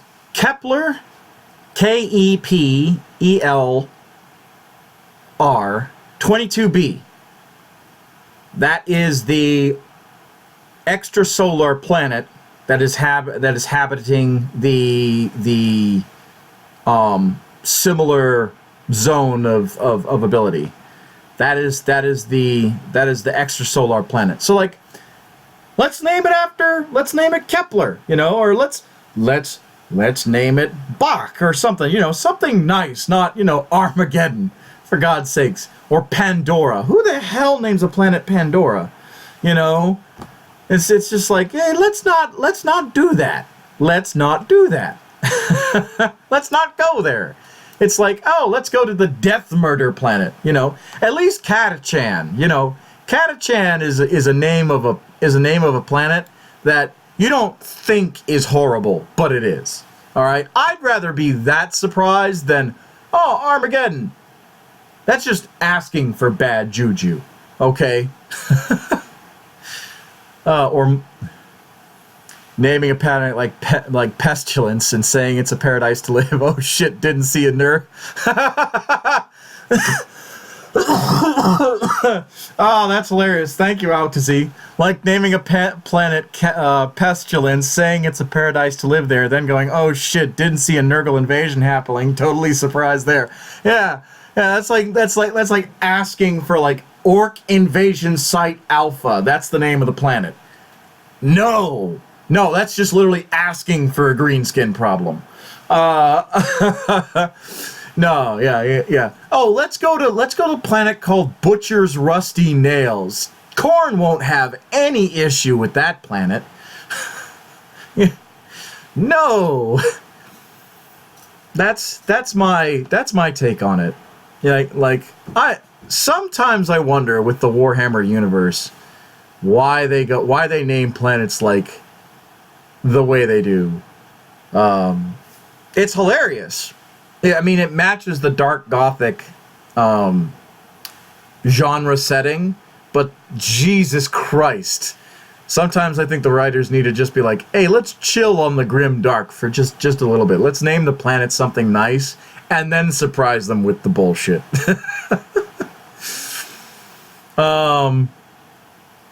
Yeah, that's what I'm thinking of. That's just me.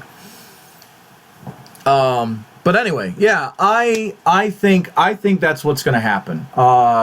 There's going to be a massive planet. There's going to be a massive world campaign where the 14th Black Crusade just marches through and runs over the majority of Segmentum Obscura, because there's no real fortress planets besides Cadia, and Cadia cracked. The planet blew up almost. Or, well, the planet broke. And Agrippa and the planet systems around there. So, I seriously think that that's going to be a very interesting take on the matter. And I think that's where they'll release all the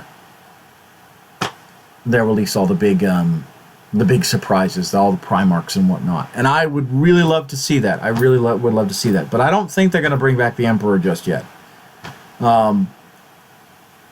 Maybe, like, I don't want to speculate, because, like, if you're bringing back the Emperor, right? Because let's realistically look at it. If you're bringing back the Emperor, then there's only one other bad guy that should be brought back. There's only one logical conclusion, because the Emperor has really, at this point, the Emperor is, if he comes back, he's King PP. Like, he is the man. And it really, I mean, if Games Workshop brings back the Emperor and they don't bring back Horus, right?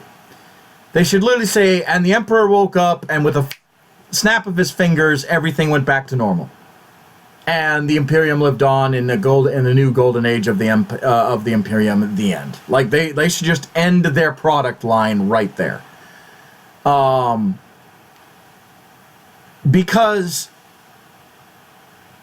and keep in mind, if they do bring back Horus, it's going to be the Horus Heresy Mark II. You know, throw down with the showdown rematch.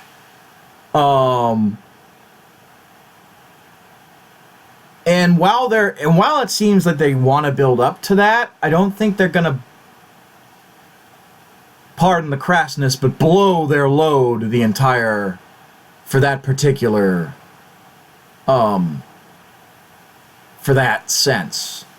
And honestly, I think Games Workshop shouldn't bring the Emperor back, because then you have to bring Horus back. And if you don't bring Horus back, you're ending the story, because the Emperor is now the deity walking with the mortals, and he's literally just like Abaddon's like, grr, I'm going to challenge the Emperor, grr. Abaddon's literally like, the Emperor just has to look at Abaddon and be bad, and Abaddon's done. Like he's, oh, I'm just gonna go sleep over here, you know. I don't care if he has the talent of Horus, he's done. At the same time, if the Emperor was that powerful, he wouldn't have need to make the Primarchs and the Space Marines, then had Crusades. It's not that he's that powerful, right? And he didn't need their help. It's the that if he was that powerful, he didn't need their help. No, it's the fact that the Emperor is only one man. And while the Emperor was leading the Crusades, the Imperium was winning definitively. And it was when he left the Crusades is when the fuckery started, because he was not aware of what was going on with Horus and with Erebus and with all the other heretics that decided to listen to Chaos. So that's kind of the thing, is that if the Emperor takes the reins of the Imperium, which is what he should do and what he will do if they bring him back, it's gonna be a bloodbath. And no one is gonna want to watch that story, honestly, because the Emperor is gonna win. He will win. So I don't know. That's a tough. That's a really tough. And killing off the Emperor is just as bad. So him being in the state of undeath is what is keeping the storyline going. Because if you bring the Emperor back, Horus has to come back. Okay.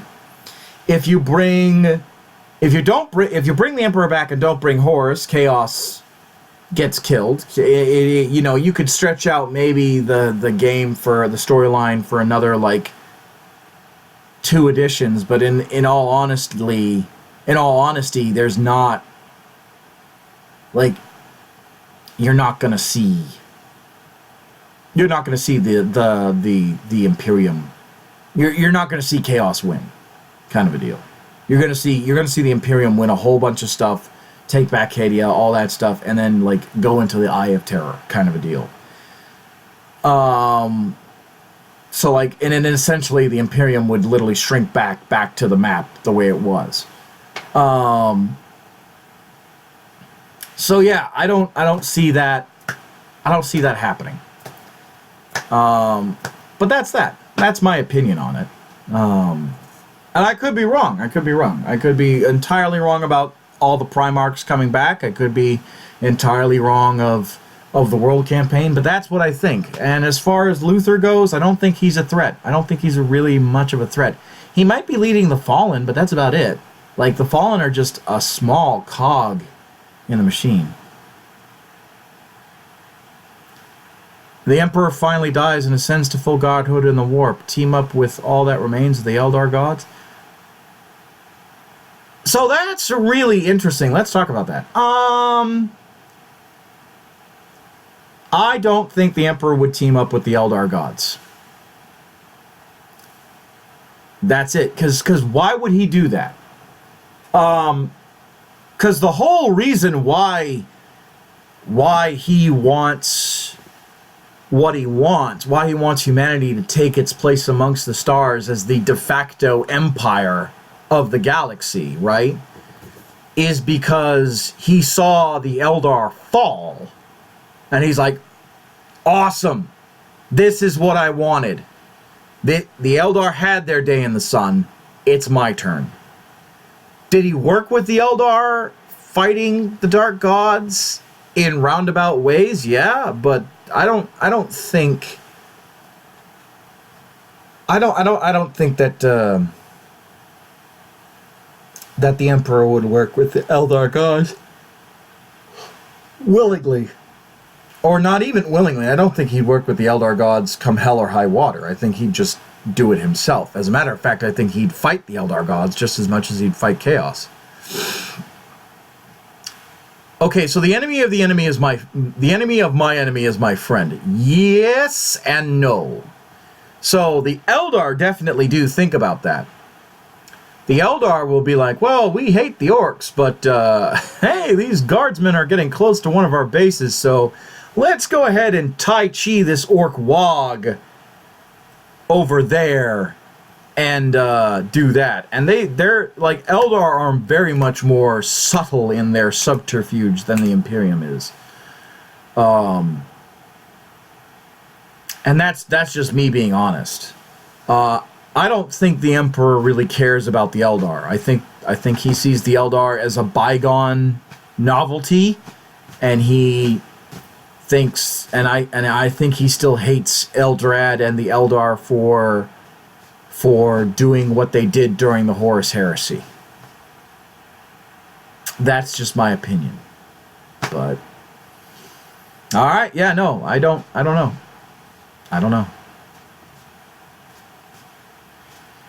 Can deal with Chaos Gods, with the Chaos Gods, then put the Elder Guards in their place. I think that's what's going to happen. I think he's going to focus on Chaos first, and then work on the Eldar later.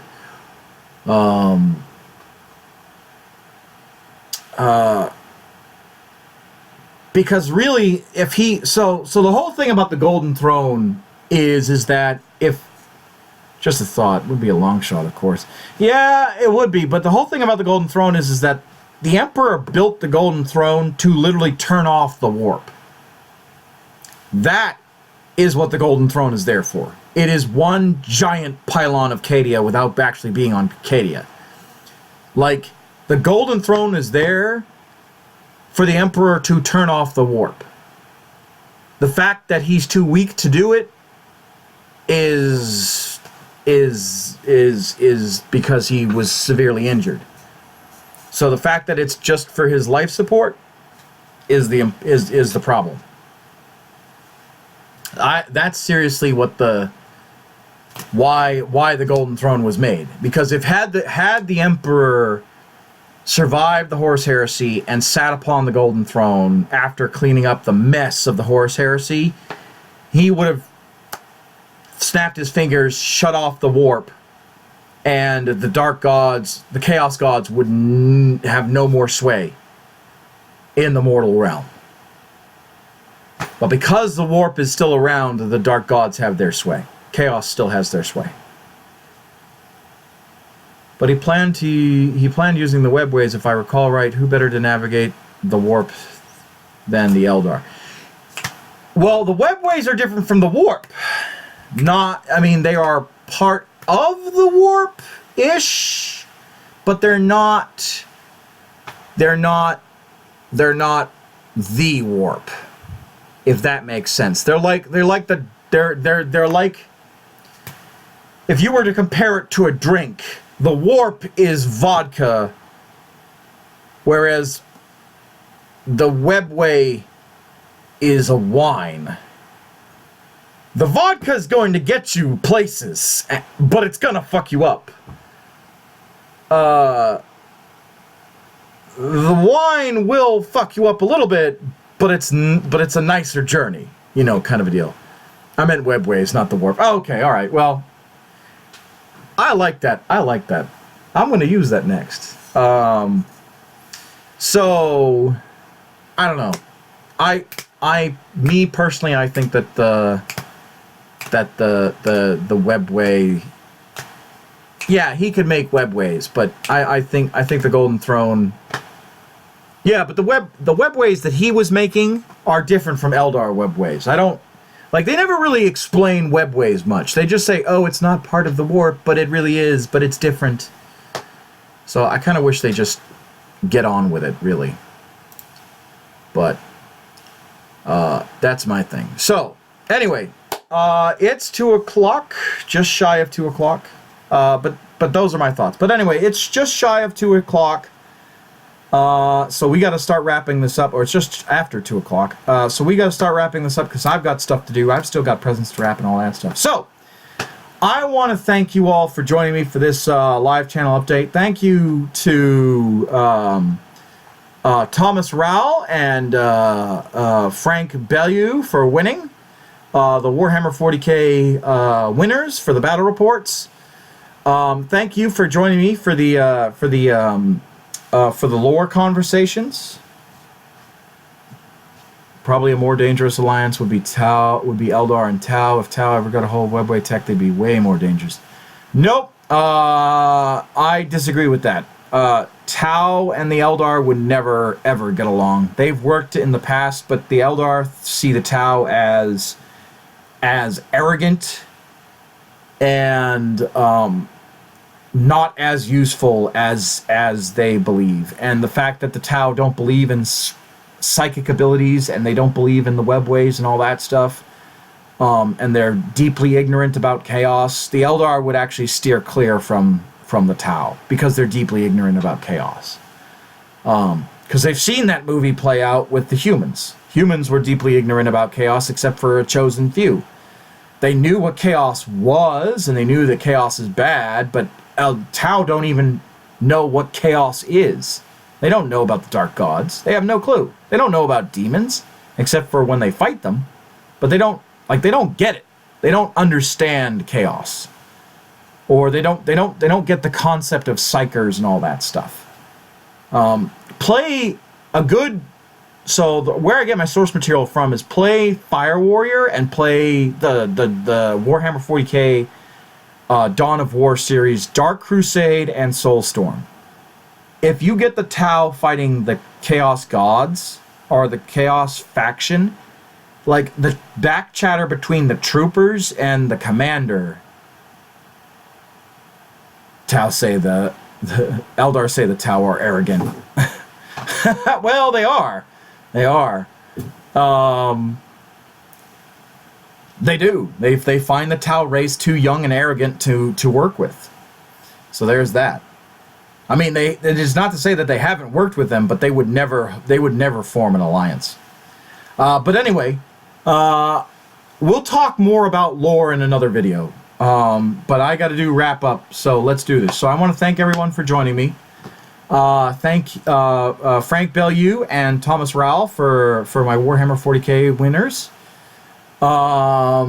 Thank you for the unboxing. Again, if you guys do not know about Gaunt's Ghosts, actually, I will walk to my library. Or actually, let me just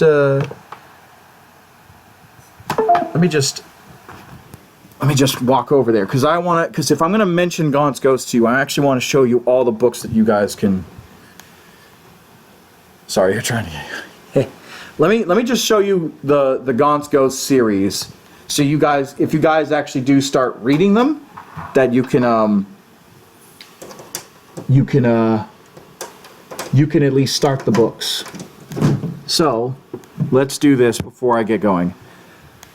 The Ethereals do no more than they tell the local populace. The populace is kept in ignorance, but Farsight knows the truth. That's why he broke off. So maybe the Farsight Enclave? Maybe the Farsight Enclave, but the Farside Enclave, guys, is like a very, very, very, like, the Tau Empire is tiny. It's very small. So, and the Farside Enclave is very, very, very tiny. So I don't see, I think the Eldar would use the Farside Enclave, but it wouldn't be like a game-changing alliance. So, but anyway, let's, let me show you the Gaunt's Ghost series real quick. So, well, down here. All right. So, the Founding is the first of the Gaunt's Ghost Omnibus. I don't know if you can see that real clearly. So the Founding is the first of the Gaunt's Ghost Omnibus. Then you have the Saint, which is the second omnibus in the series. Then you have the Lost. Then you have, that's the third in the series, the third omnibus in the series. Then you have the Blood Pact and Salvation's Reach. And then, if I jump back and lower my camera down a little bit further, then you have the Sabbat Worlds and the Sabbat Crusades, which are short stories.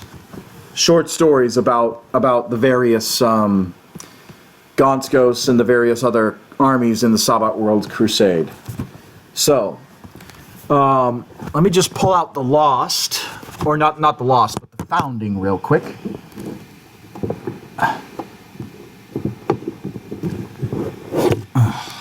Okay, so this is the Founding. This is the first omnibus.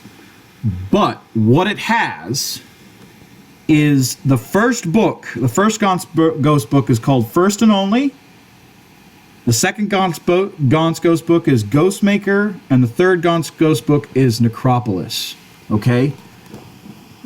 Those books are really good books in and of themselves, but if you want, it's called The Founding is the omnibus, The Saint is the second, The Lost is the third omnibus, and then Blood Pact, Salvation's Reach, and now Warmaster. So there is that.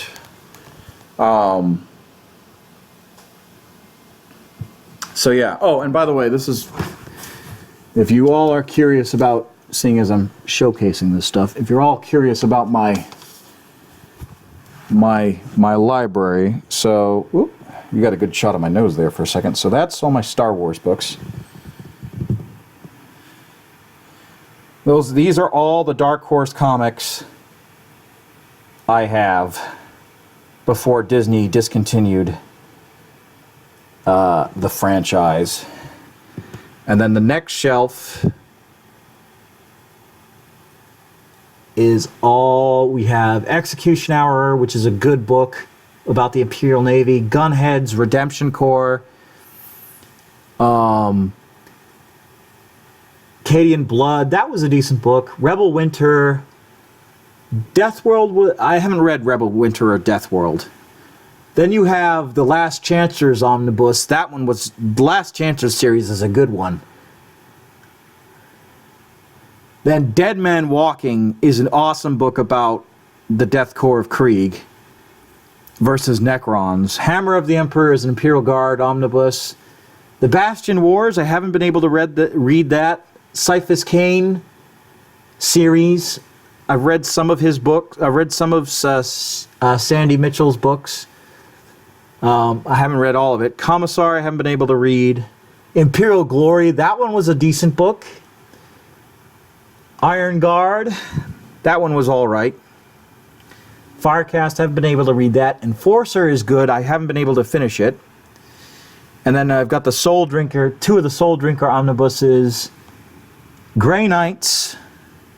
Titanicus is an excellent series. Eisenhorn, Ravener, and the Ravener series. And then Pariah. And then we go down. And like I said, the Gaunt's Ghost series. The Macarius trilogy was amazing. The Macarius Crusades was amazing. Haven't been able to read Strachan or any of the Yaris stuff. The Gods of the Mars series, Priests, Lords, and Gods of Mars series was an excellent series. Baneblade was good. Haven't been able to read Shadow Sword, and then Resurrection, the Herisian Wars. That one was a good book too. That was a good book too. So that is literally my library, and then of course I have Horus Heresy books down there too. This entire bookcase that you see right here, that's all mine. My wife gave me this bookcase. Whoop. My wife gave me this bookcase while we were in England. So that was a gift while we were in England.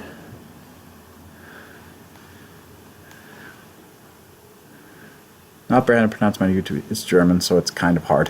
I figured it was German, but I'm terrible at it. But yeah. So, anyway, Gaunt's Ghosts.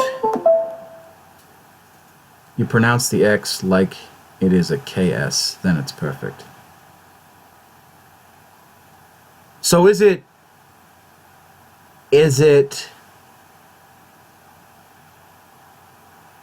Kasardaras? My German sucks. Is it Kardaras? Is it Katsaras?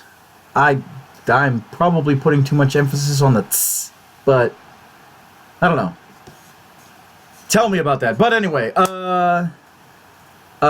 leave a comment with the phonetic pronunciation, and I'll figure it out and butcher it next time.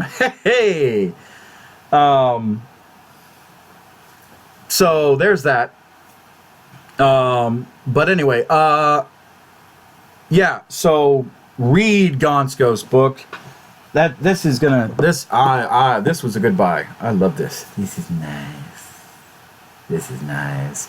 So yeah, this is Goodbye, Gaunt's Ghost, the Warmaster, by Ibram Gaunt. In if it's his Deutsch. So, this is a lovely book. Oh, it smells so good. Oh, thank you. Anyway, so you guys enjoy the rest of your day. And as always, if you like what you see, join me next time. Like, comment, subscribe for those of you who are just watching the channel update and whatnot, or don't know what my thing is about. If you like this channel, like, comment, subscribe. Links in the description below for my Patreon and my Discord channel. And oh, Community Night. Community Night is going to be it's going to be very much it's going to happen over the holidays. So stand by for Community Night stuff. Alrighty? So I will talk to you guys later. And this might be my last channel update before the new year. So I wish you all a happy holidays. Joy Noel. Puen Nueva.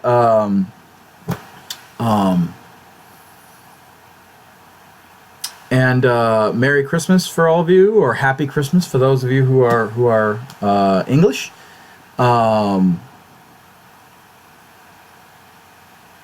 Komm aus einer deutsche Videospiel. Oh, I don't know that. I think it says come a German video spell game from a German video game. If that's what it means. I had to really take that down. From a German video game, maybe? Spiel? Spiel? That means game, right? Video Spiel? Game? Spiel is game?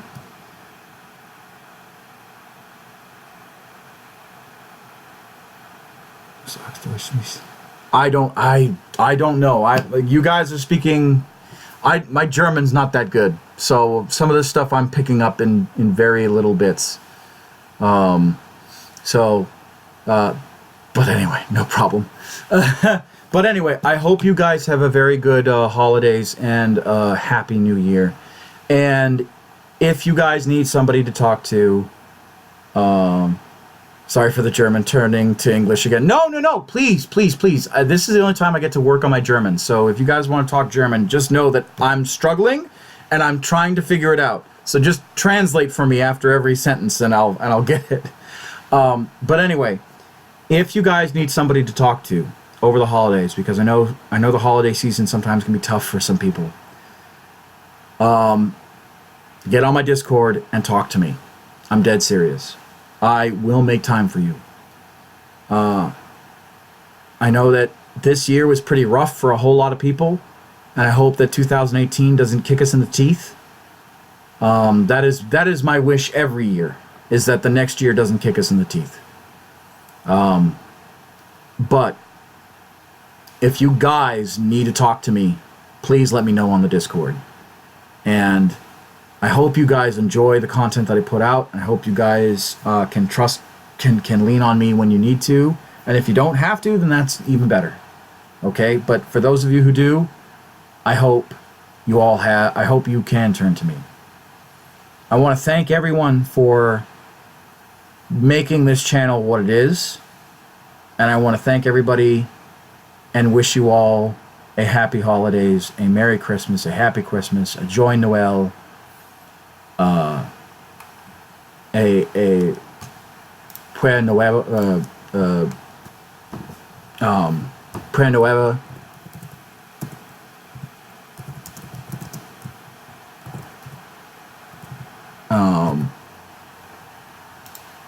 and Weihnachten, okay?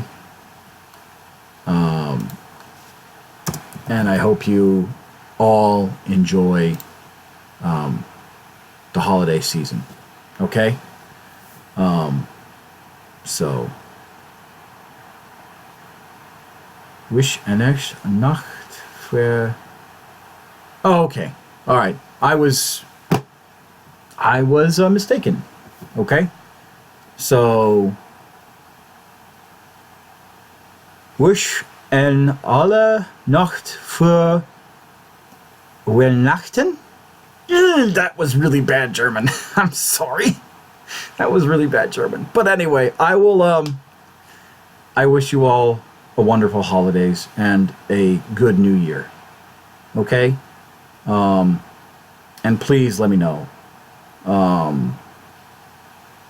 So if you need to talk to me. But anyway, as always, my name is Commissar Hecht, and I will see you in the next video, if not now, or if not before the new year, in the new year, or if not before the end of the new year, in the new year. If you like this video, like, comment, subscribe, join my Discord, join my Patreon, and I'm being serious. You guys are awesome, all 168 of you, and my Patreon subscribers. Thank you for helping me raise $450 worth of charity this year. And let's take 2018 with just as much gusto and hope that it is a brighter year for all of us. Thank you very much. And I will see you in the next episode. Bye-bye!